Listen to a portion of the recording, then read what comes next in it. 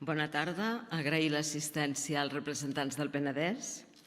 Avui defensem dues esmenes fonamentals per garantir la justícia territorial i la dignitat dels seus ciutadans.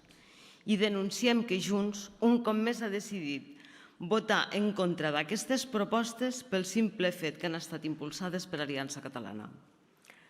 La nostra primera esmena proposa la creació de la T-Penedès integrada, establint la vegueria com l'única zona tarifària i eliminant les injustes penalitzacions derivades de les polítiques centralistes de l'ATM de Barcelona.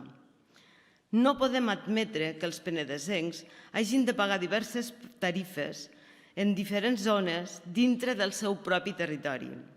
És especialment greu que per anar de Sant Vicenç de Calders a Cunit, amb només dues estacions pel mig, Calafell i Segur de Calafell, hagin de pagar dues zones tarifàries, mentre que per anar de Sant Vicenç de Calders a Sitges n'hagin de pagar 5.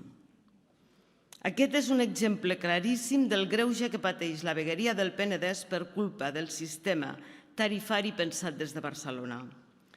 La segona esmena reclama un calendari de traspàs de rodalies als ferrocarrils catalans de la Generalitat i una auditoria que permeti conèixer amb exactitud el dèficit d'infraestructures que patim a Catalunya, un dèficit que, segons Foment del Treball, supera els 42.500 milions d'euros en els darrers 15 anys. La Generalitat no pot acceptar la transferència d'una infraestructura deficient si no va acompanyada dels recursos necessaris per corregir dècades de desinversions per part de l'Estat aquí a les vies catalanes. El que resulta alarmant és que Junts, el mateix partit que s'omple la boca de parlar d'independència i sobirania, hagi tombat aquestes esmenes pel seu servilisme al règim del 155. Els mateixos que diuen defensar el país són incapaços d'exigir el que els pertoca. Com podem demanar el traspàs de rodalies sense garantir que vingui acompanyat dels recursos que ens deuen? Com podem parlar d'equilibri territorial i alhora negar als ciutadans del Penedès una mobilitat justa i eficient?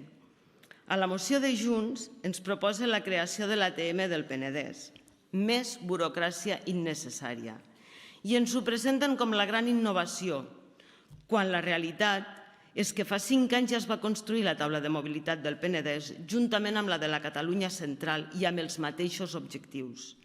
I què s'ha fet durant aquests 5 anys? Res. Vostès n'eren part del govern. No necessitem més infraestructures administratives amb càrrecs i sous polítics. El que cal és fer eficient la taula de mobilitat existent i per això els exigim un informe detallat de per què no s'han implementat aquestes millores en 5 anys.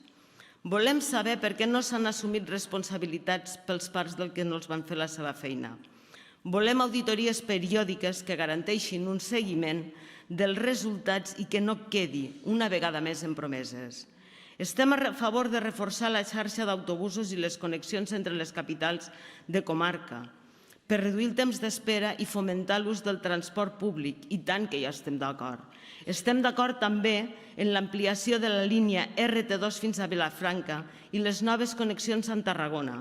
I en aquest sentit és importantíssim la separació de vies de passatgers i mercaderies per millorar la seguretat, reduir el risc químic, la contaminació acústica i els danys patrimonials.